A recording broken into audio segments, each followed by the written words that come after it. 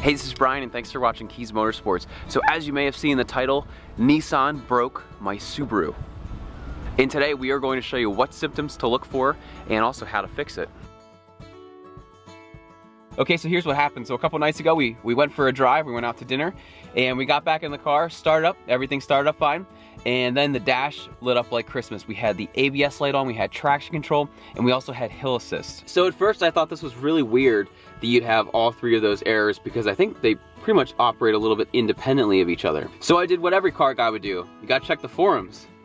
So I'm on the forums, and it says, if you have these three lights, your taillights don't work. So we immediately tested that because that could be a huge safety concern. So press down on the brake and no brake lights.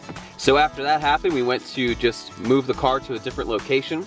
So we pressed on the brake, the car was started, and it wouldn't come out of gear. So what was the problem? Well, it was the switch stop lamp, which is basically the switch that goes behind your brake. And when you lift your foot off of the brake, this is the little switch that tells your brake lights to turn on. So because this went bad, it threw all of these other codes and it locked us out of gear. So what does any of this have to do with Nissan? It's a Nissan part. Subaru used a Nissan part. Why would you use a Nissan part? It's a Subaru. But I'm not really a complainer, I'm just a fixer. So I got on the phone with my local Subaru dealership and I said, hey, is this a big problem with the Foresters? Because we drive this is a 2014 Forester, I think. And the service advisor said, well, yeah, no, that's not a problem. I said, do you see a lot of people coming in for this problem? He said, yeah. But it's not just one car, it's all the cars. So it's like, hey man, there's a problem here.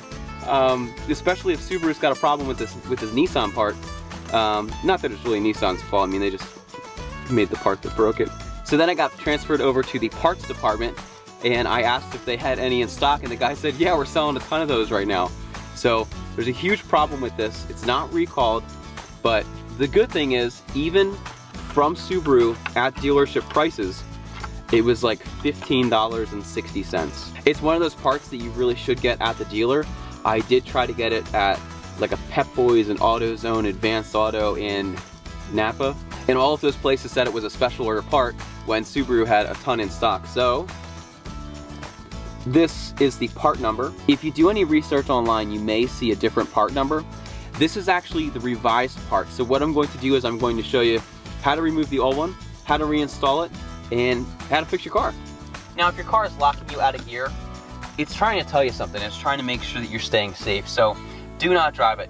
However, if for some reason you need to get this out of park and into reverse, neutral, or drive, you know, when this happened to us, I'm going to show you what we had. I had a pen. So I took the ink out of the pen. There's a little plastic thing here. So if you press down,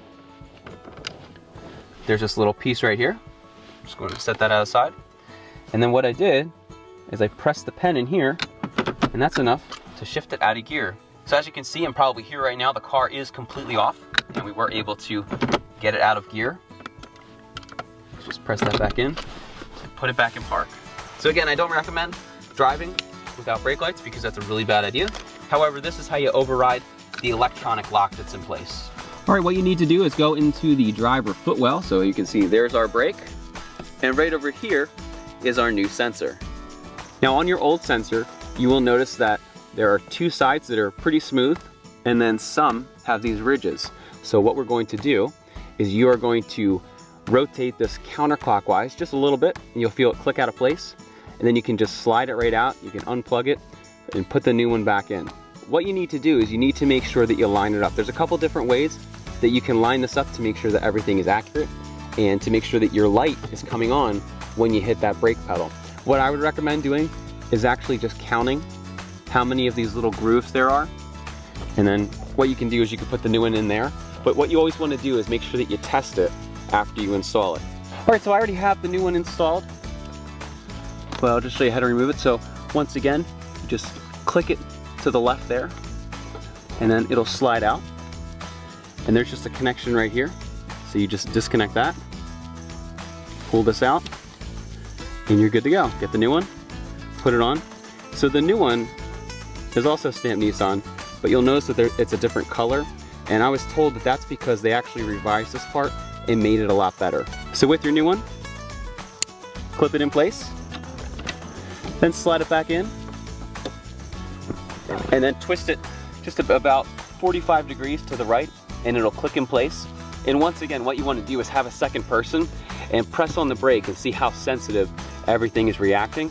Now, if it's not sensitive enough, or if it's too sensitive, just take it back out and reline it up, click it back into place, and you'll be good to go. So it may take you a few tries to get it perfect, but as long as you have a second person, you should be good to go. All right, at this point, everything is fully installed, and when we press on the brake, our brake light comes on, and all of those other lights that are on our dash have gone away. If you need this part for your Subaru, once again, this is a 2014 Forester. This is the part number that you need for this specific car, and this is the revised number. Once again, this is Brian, and thanks for watching Kies Motorsports. As always, make sure to give us a thumbs up, make sure to hit that bell notification, make sure to subscribe, and stay tuned for more. Thanks for watching, and have a great day.